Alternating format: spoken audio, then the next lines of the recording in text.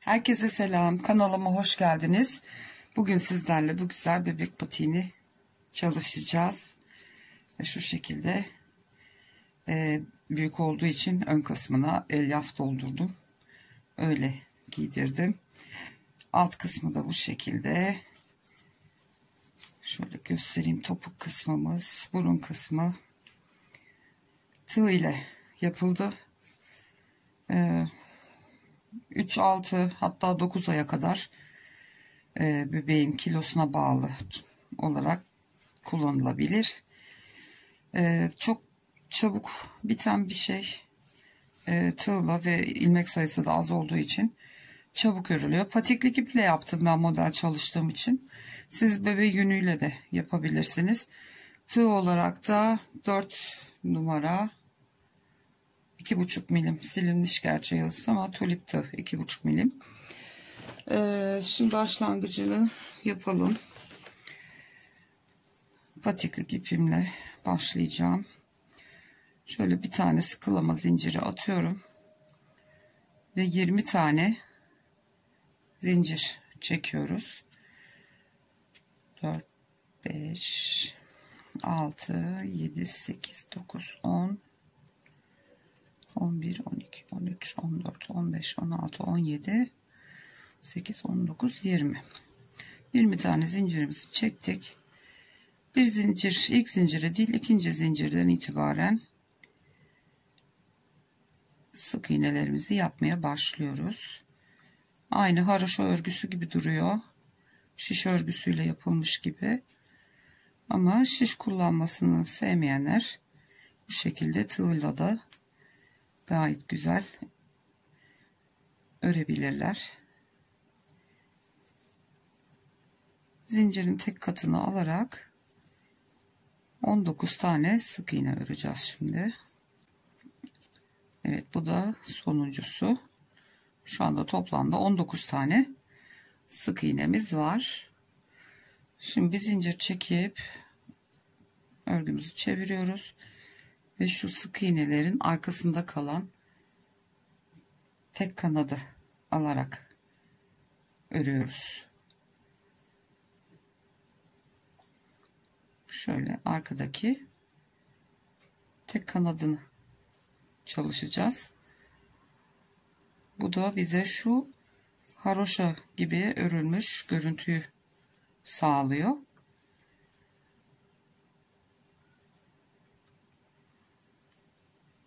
Evet, sonuncu sık iğnelere dikkat edelim.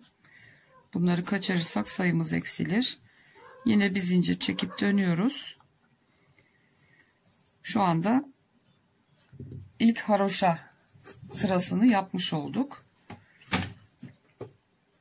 Şu tel, bu ilk sıramız. Bunun gibi 10 tane daha öreceğiz. Yani arka orta dikişi 1 2 3 4 5 6 7 8 9 10 tane olacak. Toplamda 20 sıra örmüş oluyoruz. Yani 2 sırada bir onu elde ettiğimiz için hemen ilk sık iğnenin tepesinden batıp başlıyoruz ve bu şekilde hep arka kanatları alarak 10 tane böyle şu görüntüyü elde edene kadar. Bu birincisi. Şimdi gideceğiz, dönüşte ikincisini elde edeceğiz. 20 sırada 10 tane oluşturmuş olacağız. Ondan sonra tekrar birlikte olacağız. Renk değişikliği yapıp burun kısmını öreceğiz. Evet arkadaşlar, ben ördüm 20 sıra 20 sıra sık iğne ama arka kanatlarını alarak şu şekilde 1 2 3 4 5 6 7 8 9 10 sıra bu şekilde haroşa görünümlü çizgilerimizi elde ettik. Şimdi pembe ipimi bağlayacağım. Şu burun kısmında bir pembe bir gri şeritli olan kısmı öreceğiz şimdi. O yüzden de ipimi bağladım. Şu son iki ilmeği çıkartıyorum. Renk geçişlerini bu şekilde yapıyoruz.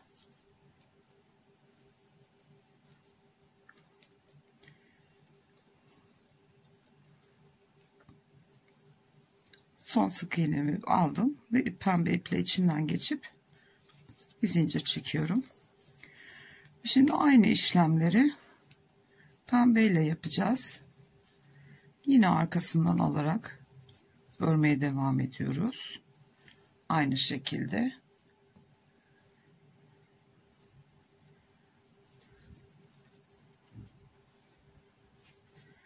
İki sıra, yani bir gideceğiz bir geleceğiz. Gri rengimize geçeceğiz. Gri ile bir kere gidip geleceğiz. Tekrar pembeye geçeceğiz.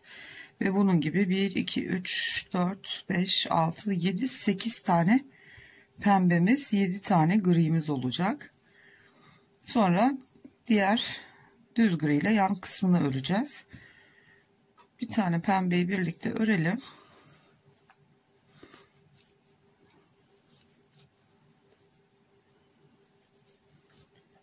Renk renk örüp bebişlerinize, torununuza, komşunuza rengarenk örebilirsiniz. Çok çabuk biten bir şey çünkü. Bir zincir çektim, döndüm ve ilk sık iğneden itibaren yine arkasından alarak pembe sıramı devam ediyorum.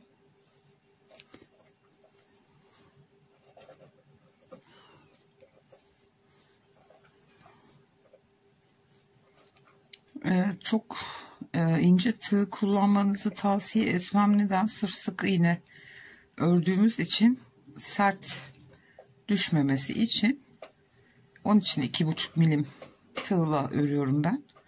Sık iğne zaten biliyorsunuz sıkı oluyor. Bir de ince tığ kullanırsak taş gibi sert olur. O yüzden tığ numaranızı birazcık büyük tutarsanız yumuşak olur. Evet, son sık iğnemden ilmeklerimi aldım. Rengimi değiştiriyorum. Gri ile içinden geçtim ve bir zincirimi çektim. Şimdi aynı şekilde gri ile bir sıra gideceğiz, bir sıra geleceğiz. Tekrar ipimizi pembeye çevireceğiz.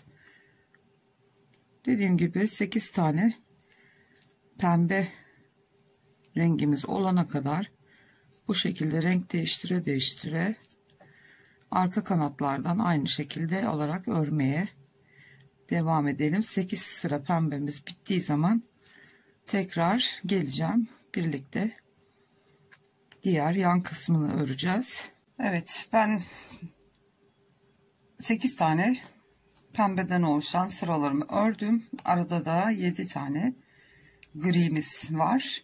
Şimdi rengimi değiştirip pembe ipimi keseceğim artık. Onunla işimiz bitiyor şimdilik. Evet, pembe ipimizi kesebiliriz. Bunu ipleri daha sonra kenarında saklayacağız. Şimdi bundan sonra sadece gri ile aynı şu kısımda ördüğümüz gibi 10 diş, şöyle şu kabarık olan haroşa gibi görünen yere 1, 2, 3, 4, 5, 6, 7, 8, 9, 10 sıra. Aynı şekilde bu tarafta da uygulayacağız onu. 10 sıra olacak. Bu şekilde ördükten sonra patiğimizin örme işlemi bitecek ve dikişini yapacağız. Evet arkadaşlar, ben ördüm, bitirdim şimdi. Örgümüzün ön yüzünü şu ilk sıradan anlayabiliriz. Burası örgümüzün ön yüzü. Şöyle 10 sıra haroşa dişi gibi görünen kabartıdan ilk 10 sıramız. Sonra 8 sıra aralara pembe koyduk.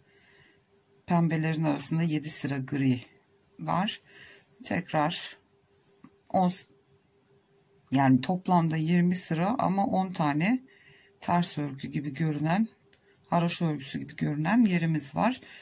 2, 4, 6, 8, 10 taneyi de ördüm ve patiğimizin örülmüş hali böyle. Şimdi patiğimizin düz yüzü burası dedik. Onu şuradaki şu ilk başlangıç kenarından anlayabiliriz. Şimdi bunu iç kısmı içeride kalacak şekilde şöyle ikiye katlıyoruz. Şimdi şu ipi yürüttüğümüz taraf tabana alta gelecek. O yüzden şu şekilde katlayıp alt kısmını buraya dikeceğiz. İğne ipliğimi ben hazırladım. Şöyle bir tane de orta boy bir incimiz var. Şöyle süslemenin üstüne dikmek için. Şimdi dikişimize başlayabiliriz. Şu ilmeğimizi sıkıştıralım iyicene. Şimdi köşedeki ilk ilmekten başlıyorum. Karşılıklı dikeceğiz yine.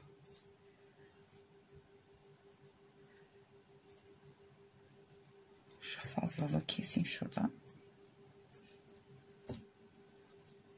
Evet. Şunu da arada yürütebiliriz. Karşılıklı birer ilmek alarak şimdi şu şekilde dikişimizi yapalım.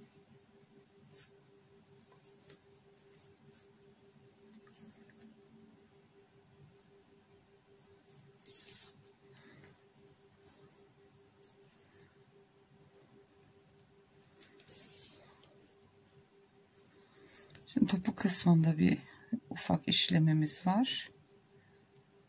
Bir de burun kısmında hem alt taraftan hem üst taraftan bir ufak işlem yapacağız oraya. Daha küçük örmek isterseniz şuradaki sıra sayısından şöyle bir tane, yani bir git gel 2 sıra eksik örebilirsiniz. Bir de şu 8 tane pembe değil de 7 tane pembeyi koyabilirsiniz ufaltmak için. Büyütmek için tek yine bu şekilde yan kısımlarından sıra sayısını çoğaltarak büyütebilirsiniz. Şöyle çabuk çabuk dikeyim, fazla oyalanmayalım. Köşeye geldik.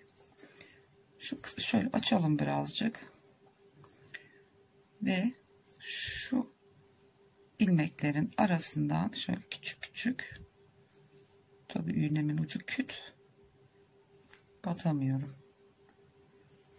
Şöyle ufak ufak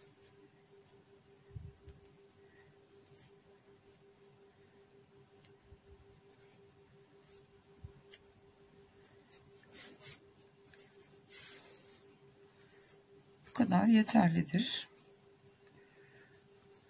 Tam karşı noktasına batacağım şimdi. Şöyle.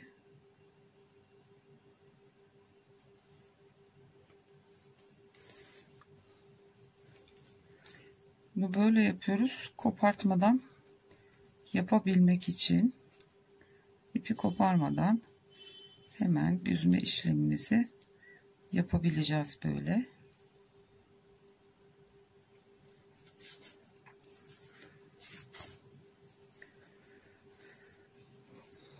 Tam şu dikiş noktasına geri geliyoruz. Arka ortadaki. Şimdi şöyle bir şekilde küçük küçük tel attık. Onu şimdi böyle güzelce ne düzdürelim, çekebildiğimiz kadar. Ondan sonra tekrar üstünden şöyle ilmeklerden alarak ufak bir dikiş atalım buraya. Zaten devam edeceğiz böyle. Yani bu arada orada ufak bir boşluk, delik olsa bile onu bu şekilde dikişle kapatmış oluyoruz.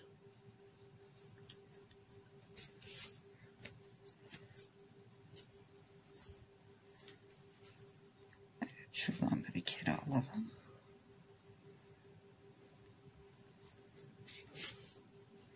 Evet, topuk kısmımızı yapmış olduk. Gördüğünüz gibi şöyle. Hiç kalınlığı da olmuyor. Ve yuvarlandı gördüğünüz gibi. Şimdi şu iki pembeyi tam karşılıklı, yine denk gelmesi lazım zaten. Bu pembelere kadar yine aynı şekilde karşılıklı ilmeklerden alarak dikeceğiz.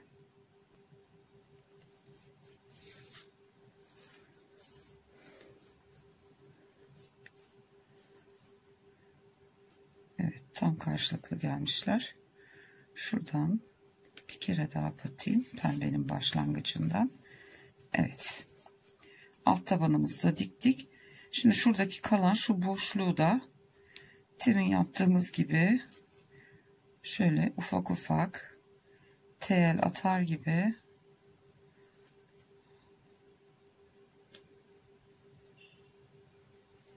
şu kabarık örgünün üstünden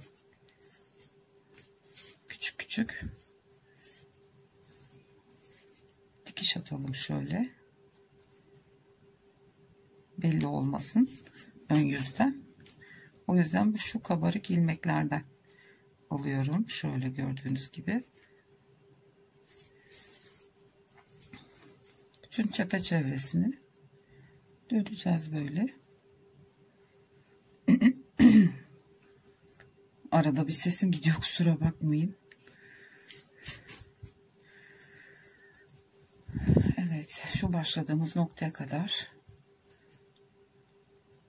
devam ediyoruz. Evet, bu da sonuncusu. Şuraya atlayalım. İlk başladığımız noktaya.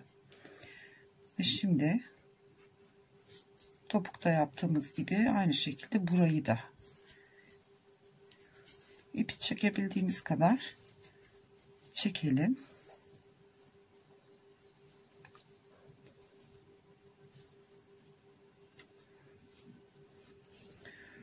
Çekelim ipi ve elimizle şu noktaya basalım, geri kaçmasın. Şuradan bir sabitleyelim bunu. Ön kısma dikiş atmayacağız çünkü. Şöyle bir düğüm atalım, geri sökülmesin.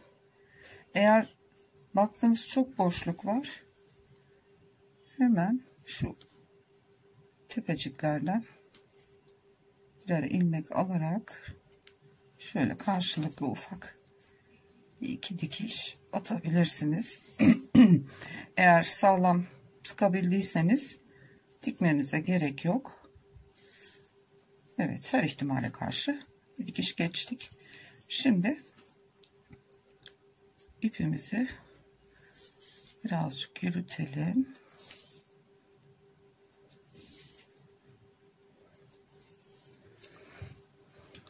Ve kesiyoruz. Çevirelim şimdi.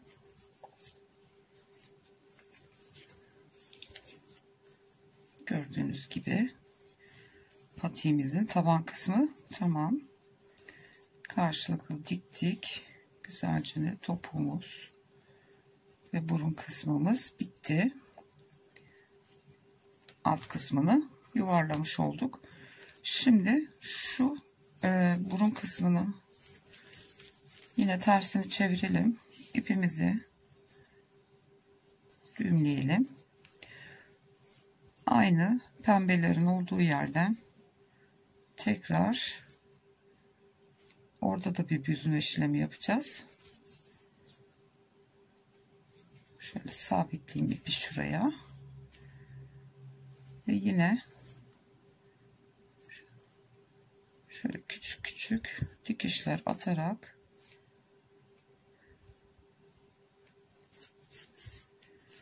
üst taraftaki şu süslememizin altında kalan kısmı, burun kısmını tamamen düzmüş olacağız. Şöyle ufak ufak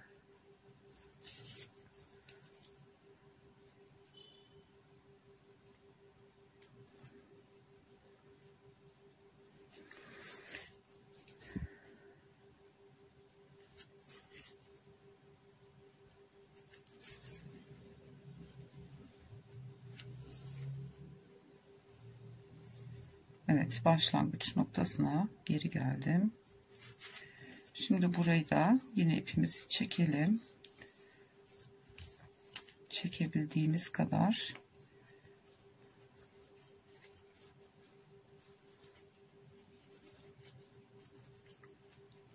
Bu noktayı da kapatacağız. Burayı ama bu sefer dikelim. Açılmasın. Üstüne süsleme geleceği için görünmeyecektir bu.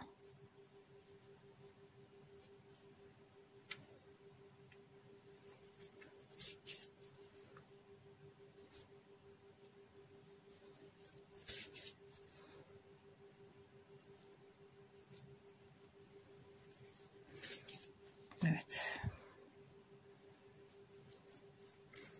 Düğüm atalım bir kere de. İpi yine şöyle yan taraftan aşağıya yürütüp keselim.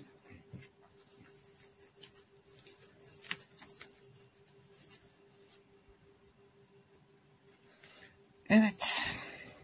Bu şekli aldı. Diktik. Ön yüzünü çevirdim. Üst kısmı da diktik. Şimdi şu kısmı süslememizi hemen yapalım. Ve patiğimizi bitirelim. Şunları şöyle alıyorum. Tabi bu şimdi içi dolu olmadığı için tabi düzgün durmuyor. Şöyle yan koyayım ben bunu. Evet, şimdi ipliğimizi alıyoruz. Tığımızı alıyoruz. Hemen bir tane şöyle büktüm. Sihirli halka yapıyoruz. Bir tane zincirle sabitledim ve içine 6 tane sık iğne dolduruyoruz. 3 4 5 ve 6 kapatıyoruz sık iğnemizi ve ilk sık iğneye batıp ilk sık iğnemiz biraz sık olduğu için zor batabilirsiniz. Şu şekilde ipi de yürütelim. Kaydırma zinciriyle kapatıyoruz. 1-2 tane zincir çekiyorum ve sıkıladığımız sık iğneye batıp 2 tane trabzan yapıyoruz. İkili. Bir yanındakine batıyorum yine. 2 tane ikili trabzan yapıyorum.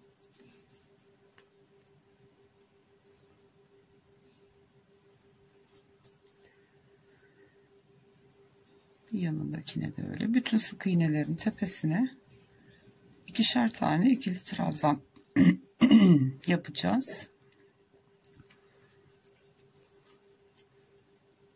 İlk çektiğimiz zincirle birlikte 13 tane trabzanımız olmuş olacak. Zinciri de sayarsak.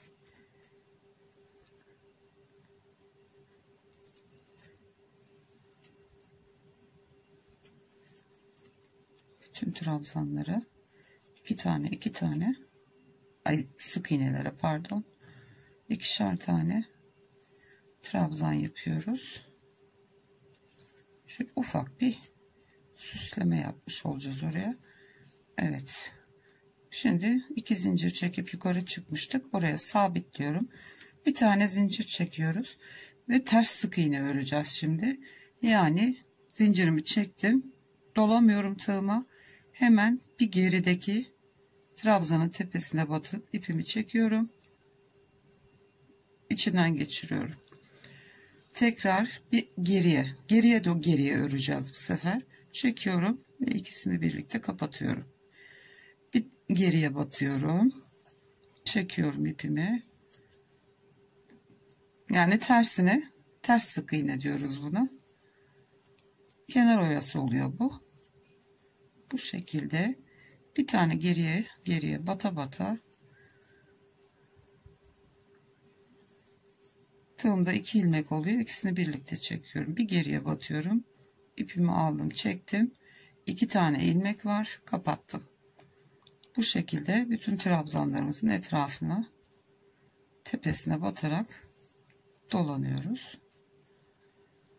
Bunu biz penye sepetlerde çok yapardık. Kenar oyası olarak. Kalın olunca ip çok güzel duruyordu. Aynı şeyi burada da yaptık şimdi. Böyle çıtı pıtı bir şey oldu. Evet, şuraya bir tane daha batalım. Boşluk görünmesin. Hiçbir şey yapmadan ipi kesiyoruz. Bir tane zincirle kapatıyoruz. Ve bunu şu şekilde yatırıp arkaya gizliyoruz. Sıkılayalım bunu arka taraftan. Şöyle. İlmeklerin arasına yedirelim.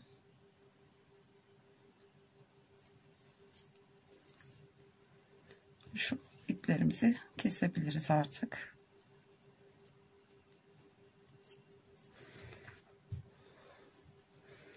Evet. Hemen azıcık pembe ipimden keseceğim. İncimi dikebilmek için. Küçük bir parça olsa yeterli. Bir kere de tutturacağız hemen. Şöyle düğümlüyorum. Şimdi şu şekilde olacak. Yani şu ayrım olan yerin çok az bir tık üstüne. Bakın şöyle. Üstüne doğru kapansın. Şimdi incimizi dikelim önce. Şimdi tam şu orta noktadan sık iğnelerin olduğu sıradan battım. İncimi alıyorum. Ve tam karşısına gelen noktaya battım. İncimi buraya sabitledim. Şimdi bunu patiğimize dikelim.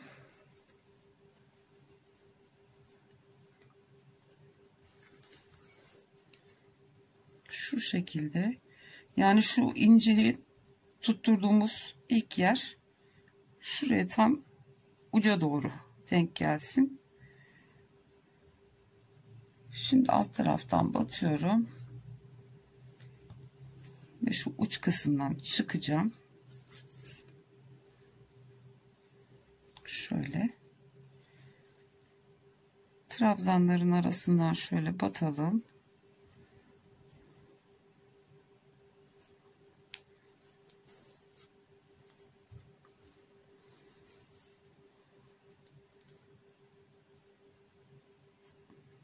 Ve tekrar içeriye doğru batıp süsümüzü buraya tutturmuş olduk.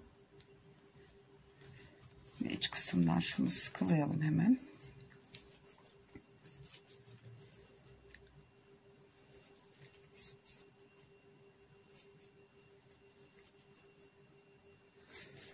Evet. Patiğimiz bitti arkadaşlar. Siz dilediğiniz süslemeyi yapabilirsiniz. Saten kurdeleden kurdele ya da çiçek yapıp da koyabilirsiniz. Ya da farklı bir çiçek örüp koyabilirsiniz. Şimdi bunu giydireceğim ama küçük gelecek tabii. Ben bunun ön kısmına elyaf doldurmuştum. Ben şimdi böyle göstermelik takayım. Burun kısmını falan görün diye.